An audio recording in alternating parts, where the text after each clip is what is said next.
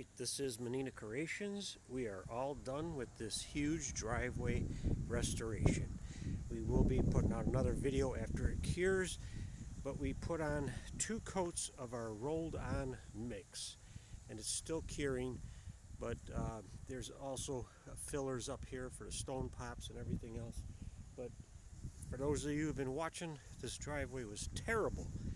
And now we have ourselves a brand new driveway with a very durable coating that will last a very long time.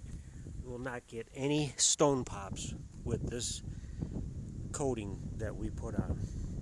So thanks for watching. We will do an update video once this driveway cures and give you some more processes. Stay tuned and don't forget to subscribe and like our channel, and so you don't miss out on exciting new things. Thanks for watching.